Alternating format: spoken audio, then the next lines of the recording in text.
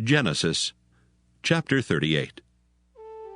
And it came to pass at that time that Judah went down from his brethren and turned in to a certain Adullamite, whose name was Hira. And Judah saw there a daughter of a certain Canaanite, whose name was Shua, and he took her and went in unto her. And she conceived and bare a son, and he called his name And she conceived again and bare a son, and she called his name Onan. And she yet again conceived and bare a son, and called his name Shelah. And he was at Chezib when she bare him. And Judah took a wife for his firstborn, whose name was Tamar. And Judah's firstborn, was wicked in the sight of the Lord, and the Lord slew him. And Judah said unto Onan, Go in unto thy brother's wife, and marry her, and raise up seed to thy brother. And Onan knew that the seed should not be his. And it came to pass, when he went in unto his brother's wife, that he spilled it on the ground, lest that he should give seed to his brother. And the thing which he did displeased the Lord, wherefore he slew him also. Then said Judah to Tamar his daughter-in-law, Remain a widow at thy father's house, till Shelah my son be grown. For he said, Lest peradventure he die also, as his brethren did.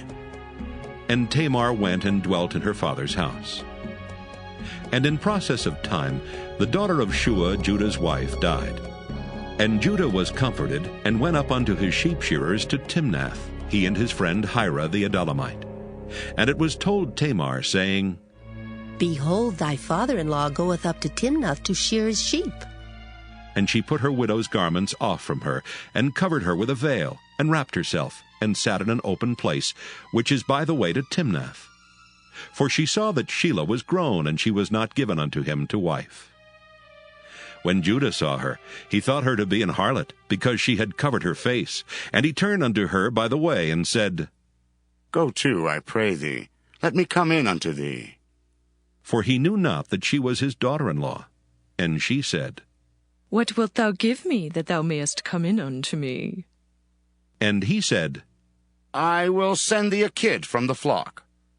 And she said, Wilt thou give me a pledge till thou send it? And he said, What pledge shall I give thee? And she said, Thy signet, and thy bracelets, and thy staff that is in thine hand. And he gave it her, and came in unto her, and she conceived by him. And she arose and went away, and laid by her veil from her, and put on the garments of her widowhood. And Judah sent the kid by the hand of his friend the Adullamite to receive his pledge from the woman's hand. But he found her not. Then he asked the men of that place, saying, Where is the harlot that was openly by the wayside? And they said, There was no harlot in this place. And he returned to Judah and said, I cannot find her. And also the men of the place said that there was no harlot in this place. And Judah said, Let her take it to her, lest we be shamed. Behold, I sent this kid, and thou hast not found her. And it came to pass about 3 months after that it was told Judah, saying, Tamar, thy daughter-in-law, hath played the harlot, and also, behold, she is with child by whoredom. And Judah said, Bring her forth, and let her be burnt. When she was brought forth, she sent to her father-in-law, saying, By the man whose these are am I with child. And she said, Discern, I pray thee, whose are these, the signet, and bracelets, and staff? And Judah acknowledged them, and said, She hath been more righteous than I, because that I gave her not to Shelah my son. And he knew her again no more. And it came to pass in the time of her travail that, behold, twins were in her womb. And it came to pass when she travailed, that the one put out his hand, and the midwife took and bound upon his hand a scarlet thread, saying, This came out first.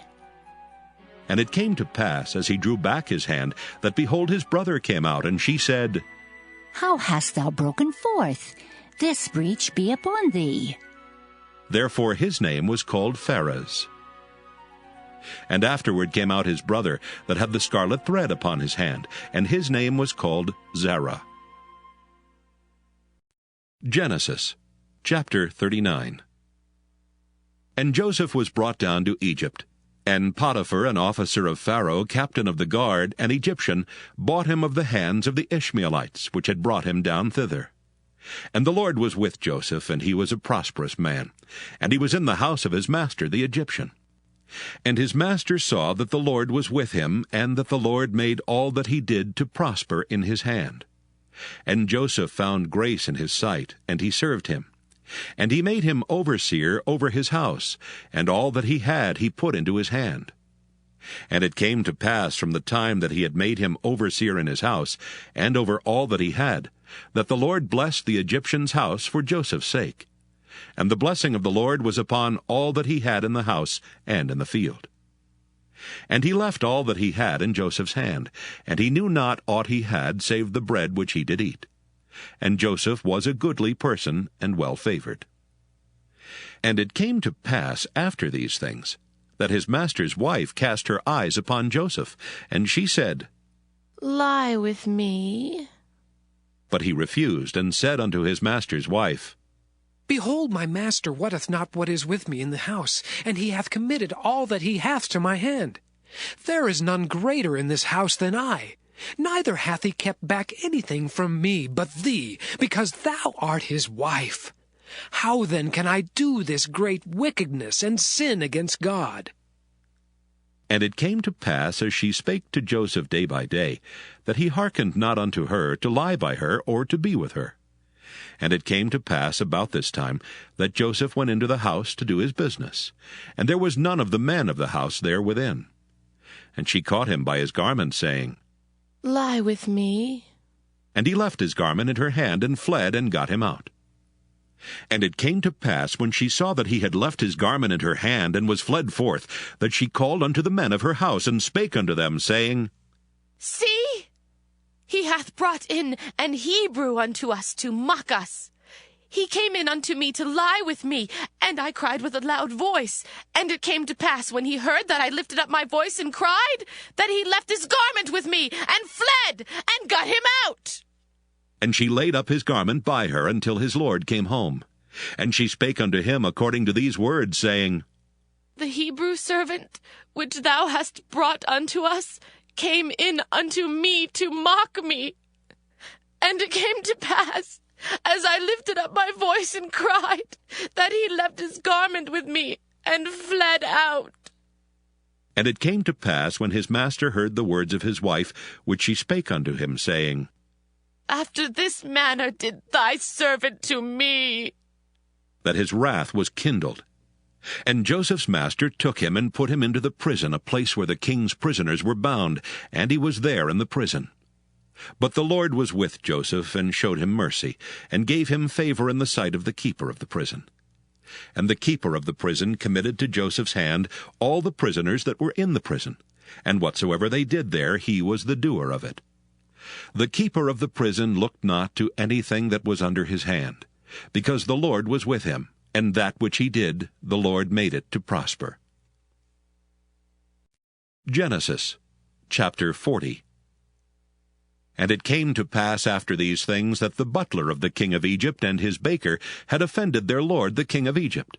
And Pharaoh was wroth against two of his officers, against the chief of the butlers and against the chief of the bakers. And he put them in ward in the house of the captain of the guard into the prison, the place where Joseph was bound. And the captain of the guard charged Joseph with them, and he served them, and they continued a season in ward.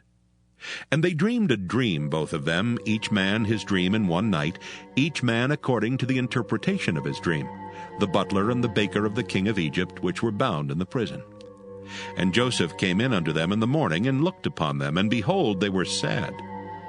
And he asked Pharaoh's officers that were with him in the ward of his lord's house, saying, Wherefore look ye so sadly today? And they said unto him, We have dreamed a dream, and there is no interpreter of it.